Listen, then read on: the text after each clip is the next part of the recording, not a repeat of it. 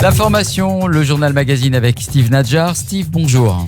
Bonjour Philippe, bonjour à tous, merci de nous rejoindre comme tous les après-midi pour cette demi-heure d'information et de décryptage. Édition spéciale aujourd'hui consacrée à la primaire du Likoud. Qui de Benyamin Netanyahou de Gideon Sa'ar mènera le mouvement de droite pour les prochaines élections générales de mars prochain? Quelles ont été les dernières déclarations des candidats? Quelles sont leurs chances respectives de victoire? Nous ferons un point dès le début de ce journal. Une campagne perturbée hier soir par de nouveaux tirs de roquettes contre le sud d'Israël. Ça a riposté dans la foulée.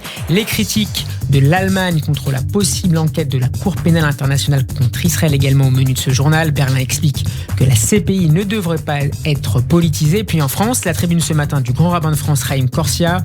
Dans le Figaro, il appelle la garde des Sceaux à tout faire pour que le meurtrier de Sarah Halimi soit jugé. Puis on terminera ce journal avec mon invité, le géopolitologue Frédéric Cancel, qui organise les 10e assises de lutte contre le négationnisme.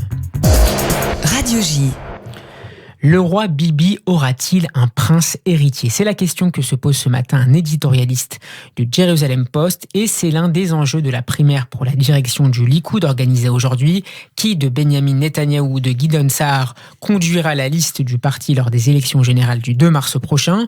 Le Premier ministre sortant élu à la tête du Likoud pour la première fois en 1993 part largement favori, mais son challenger y croit encore un peu.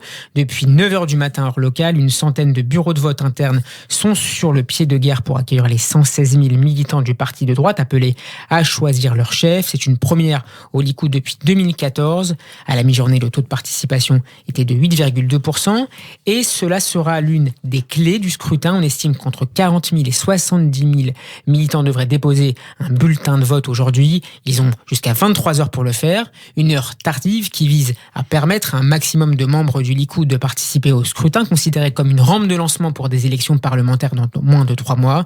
On devrait en connaître les résultats d'ici à demain matin, mais un élément pourrait venir troubler les plans de la direction du Likoud, la météo.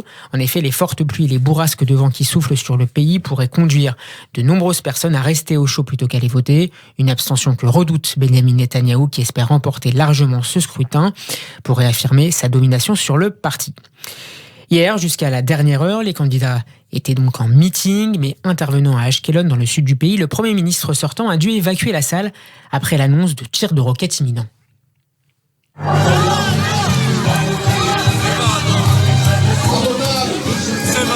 Alerte rouge. Il y a une sirène d'alerte rouge. Le Premier ministre descend de l'estrade. Chers amis, il y a une alerte rouge.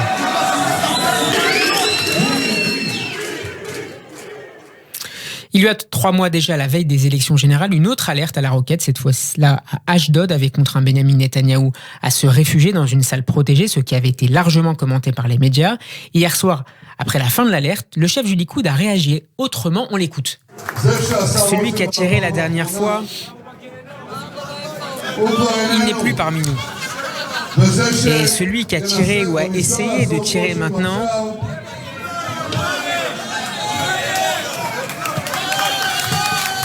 qu'il commence à préparer ses affaires.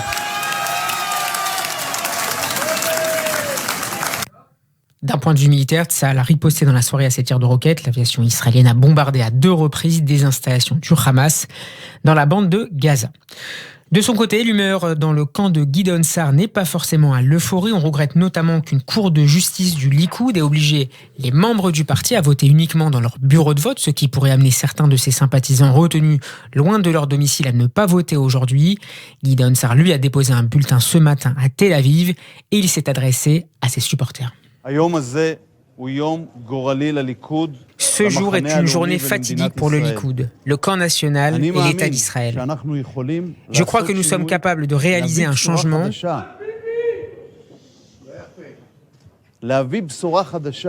et d'apporter un nouvel espoir que le peuple d'Israël attend. Nous pouvons gagner aujourd'hui et nous engager sur un nouveau chemin qui nous permettra de former un gouvernement fort et stable, mais aussi d'unir le peuple d'Israël, ce qui est peut-être la chose la plus importante en ce moment. Alors, qui est cet ancien ministre qui tente de déloger Benyamin Netanyahou de la direction du parti. Retour sur le parcours du challenger de Bibi qui espère faire mieux que les 23% de Moshe Feiglin, l'adversaire de Netanyahou aux primaires de 2014. Un portrait signé de notre correspondance à Jérusalem, Pascal Sunshine.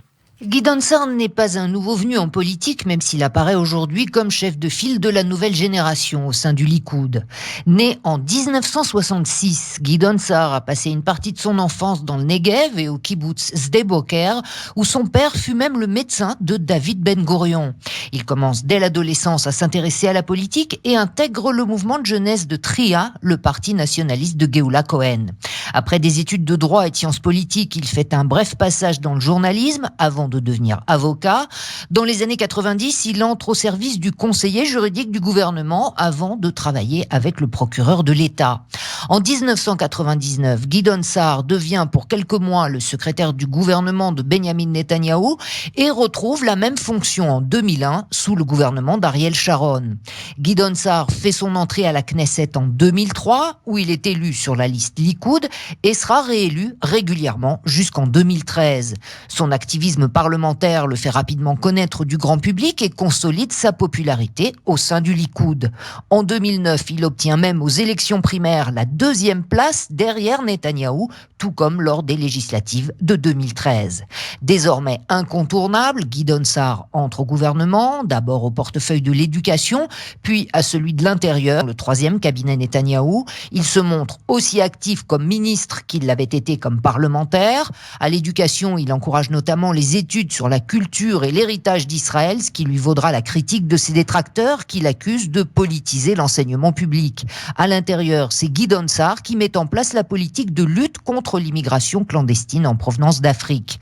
Parallèlement, Gideon Sa'ar n'hésite pas à s'opposer à la politique de Benyamin Netanyahou quand il estime que le Premier ministre israélien va trop loin dans le sens de concessions aux Palestiniens ou qu'il ne résiste pas assez aux pressions de l'administration Obama. En 2005, il avait d'ailleurs pris position contre le retrait unilatéral de la bande de Gaza. Sa personnalité fait rapidement de l'ombre à celle de Benyamin Netanyahou qui le voit comme un rival potentiel à la tête du Likoud. En 2014, les relations entre les deux hommes sont devenues glaciales. C'est alors que Gideon Sa'ar annonce qu'il fait une pause et se retire provisoirement de la vie publique. Officiellement, il veut se consacrer à sa famille alors qu'il vient d'épouser en seconde noces la journaliste vedette de la télévision publique israélienne Géoula Even, avec qui il aura 2 enfants. En 2017, Gideon Sa'ar annonce son retour en politique. Il revient sur la liste Likoud et réintègre les bancs de la Knesset aux législatives d'avril dernier, puis il est réélu en septembre. Contrairement aux autres ténors du Parti conservateur, il n'a jamais caché son intention de briguer la présidence du Likoud et s'est donc porté candidat aux primaires du 26 décembre face à Benyamin Netanyahou. On va marquer une page de publicité, on se retrouve dans une poignée de secondes pour la suite de l'actualité. Les primaires au Likoud trustent les écrans de télévision, les sites internet d'information et bien sûr les quotidiens israéliens. Benyamin Netanyahou et Gideon Sa'ar se sont d'ailleurs exprimés dans l'un des titres locaux, la revue de presse de Daniel Haïk en partenariat avec Studio Kalita. Démocratie au Likoud, c'est la manchette ce matin du Israël Hayom, le quotidien de la droite israélienne qui consacre en effet la moitié de sa une aux primaires pour la présidence du Likoud. Et ce matin, les 2 candidats exposent en page 2 du Israël Hayom leur profession de foi politique et expliquent chacun séparément, bien entendu, dans un éditorial pourquoi les adhérents du Likoud doivent voter en leur faveur. Benyamin Netanyahou énonce dans cet éditorial ses acquis en tant que Premier ministre. Les relations internationales d'Israël sont à leur paroxysme, l'économie prospère. Mes amis adhérents du Likoud, je consacre à vous et à notre pays toute ma vie. J'aurais pu devenir le chouchou des médias de gauche, mais je suis toujours resté fidèle aux idéaux du Likoud et à la voie que nous avons tracée. Et voilà pourquoi je vous demande aujourd'hui, en dépit de la météo difficile, d'aller voter pour moi, parce que ce faisant, vous voterez également pour vous, a écrit Benyamin Netanyahou dans cet éditorial. Quant à Gideon Sa'ar, il affirme qu'il apporte un nouvel espoir à l'État d'Israël et il se focalise sur les sondages. Ceux-ci affirment clairement que je suis le seul à pouvoir agrandir le bloc de droite et religieux et que je suis le seul à ramener au bercail des votants qui nous ont quittés et même des électeurs qui n'ont jamais voté pour nous. Alors, accordez-moi aujourd'hui votre confiance, demande Gideon Sa'ar. Toujours à propos de ces primaires, Yehuda Schlesinger affirme dans son commentaire ce matin dans le Israël Hayom que le Likoud devrait tirer profit lors des élections du 2 mars prochain du réveil de ces militants dans le cadre de ces primaires pour la présidence du Likoud. Dans le Yediot Ahronoth qui mentionne aussi ces primaires du Likoud en une aujourd'hui, eh bien c'est Limor Livnat, l'ancienne ministre de l'Éducation de Binyamin Netanyahou, qui s'est retirée depuis plusieurs années de la vie politique et qui est devenue éditorialiste au Yediot Ahronoth. Elle écrit ce matin: ce qui se passe aujourd'hui au Likoud, c'est la démocratie dans toute sa splendeur.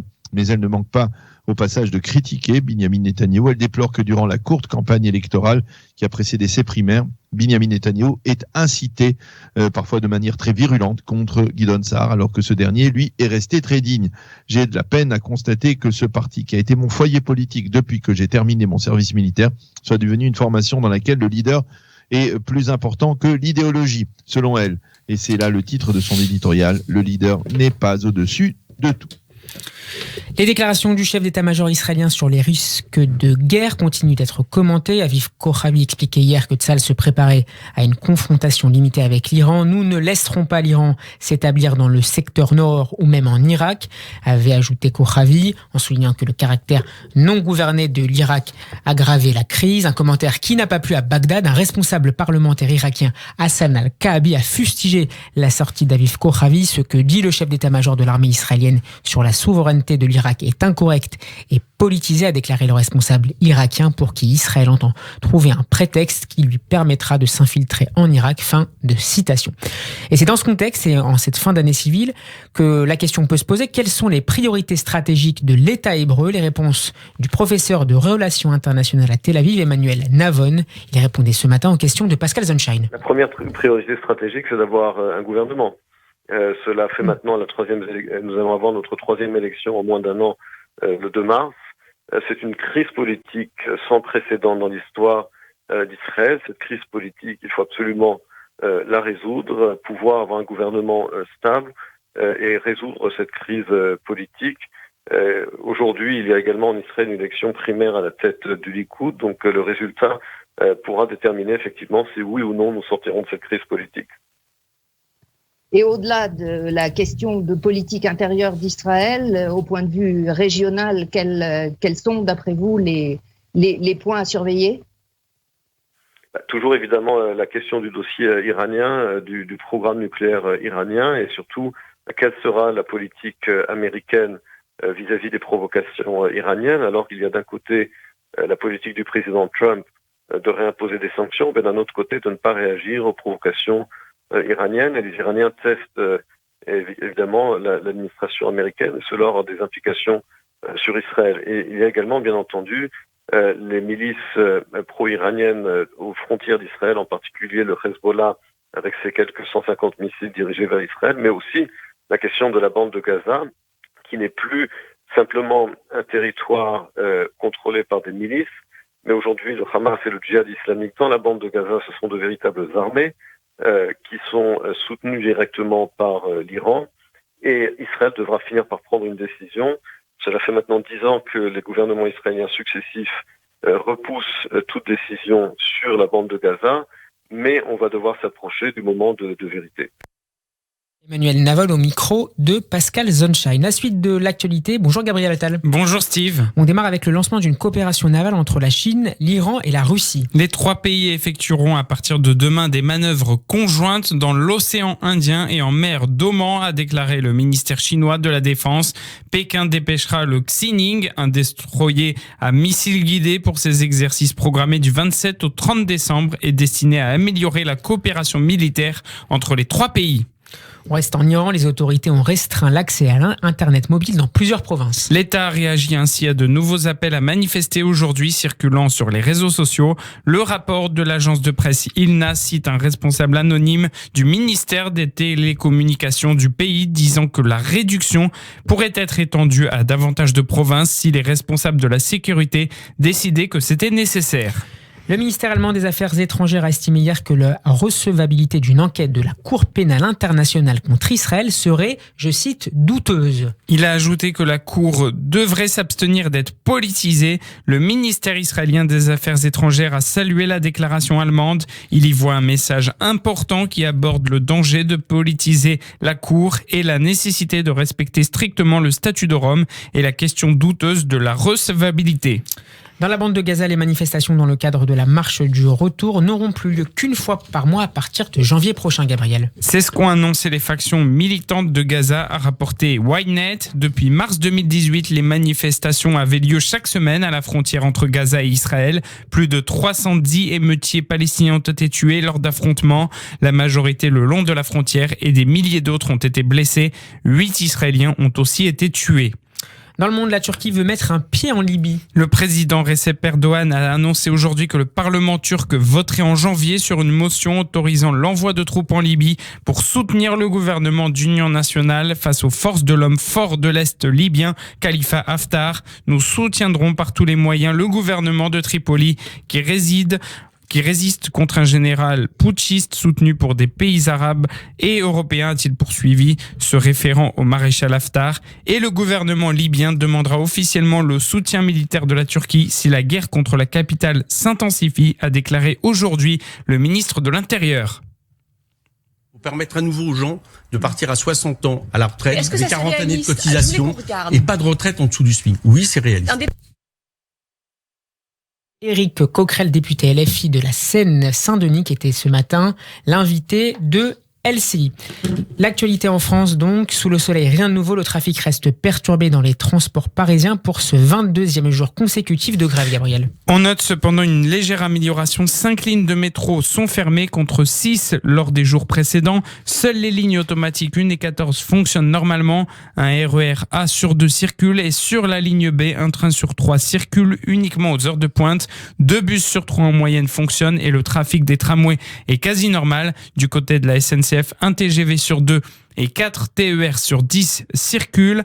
Par ailleurs, sur la réforme des retraites, Éric Coquerel, député de la France Insoumise de la Seine-Saint-Denis, a appelé ce matin sur LCI à plusieurs changements dans le projet de loi. On va écouter Éric Coquerel tout de suite.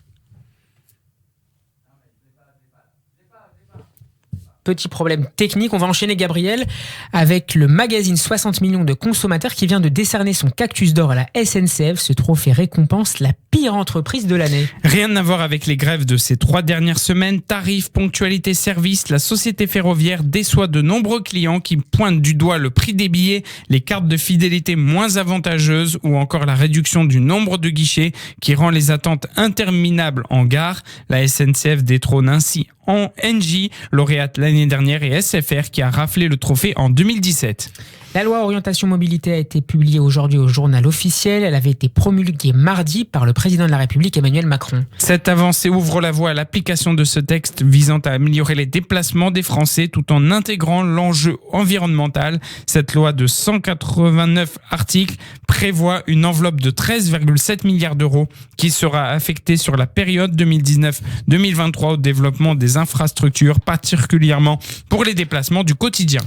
Merci Gabriel, on marque une dernière pause et on se retrouve dans moins de 2 minutes. Nous serons en ligne avec Frédéric Ancel.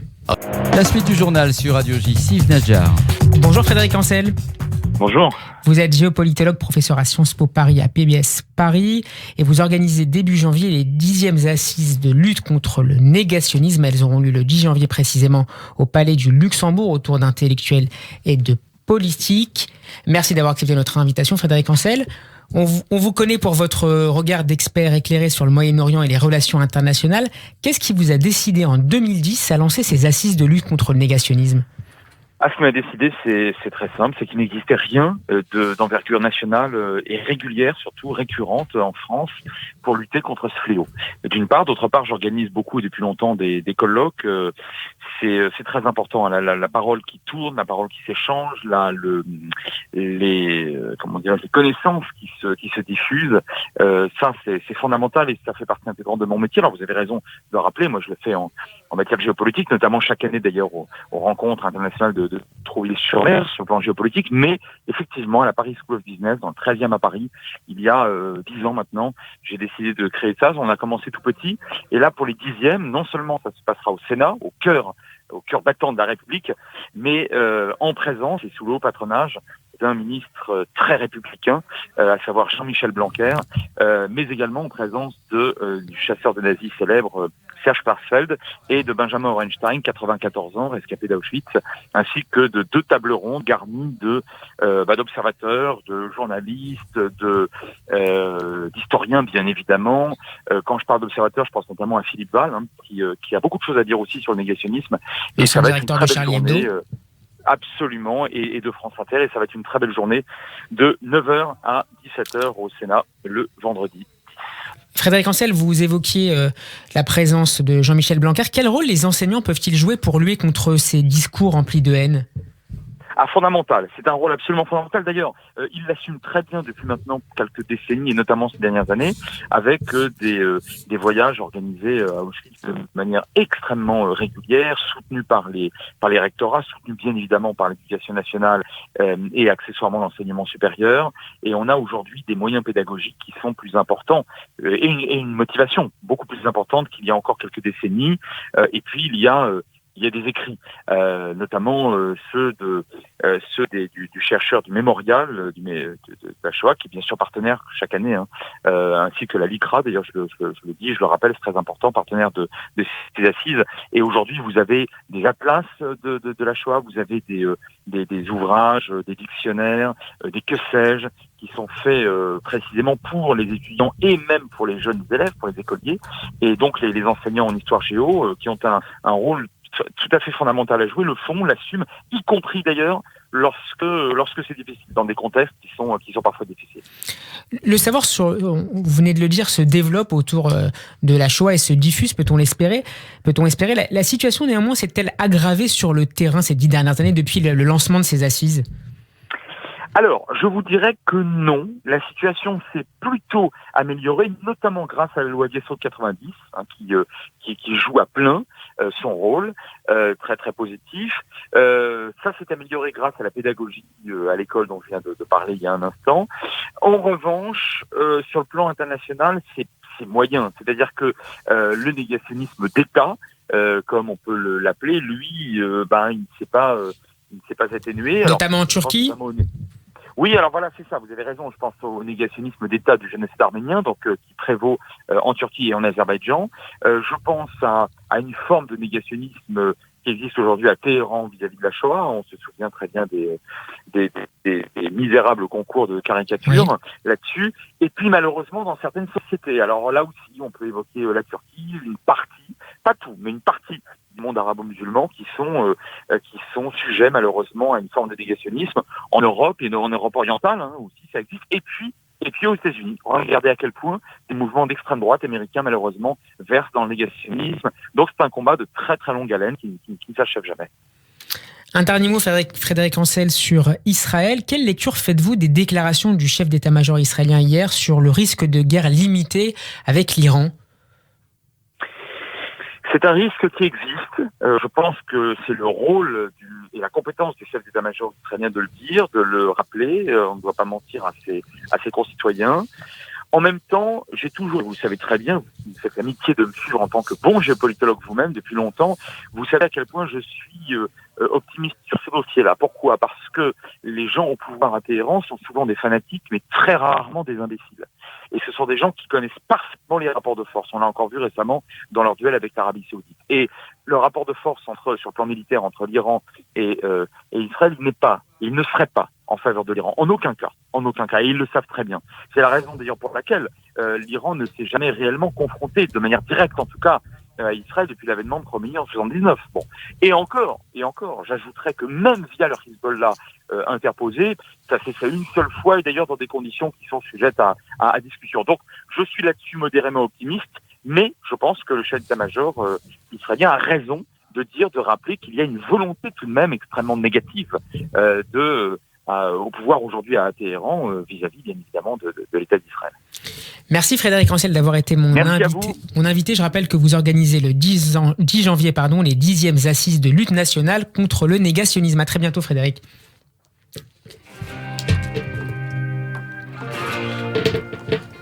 L'appel du grand rabbin de France dans l'affaire Sarah Halimi. Le Figaro publie aujourd'hui une tribune du grand rabbin Chaim Korsia qui appelle la garde des Sceaux à la tenue d'un procès. La semaine dernière, l'assassin de la sexagénaire juive tuée en 2017, Kobili Traoré, avait été déclaré irresponsable pénalement par la Cour d'appel de Paris.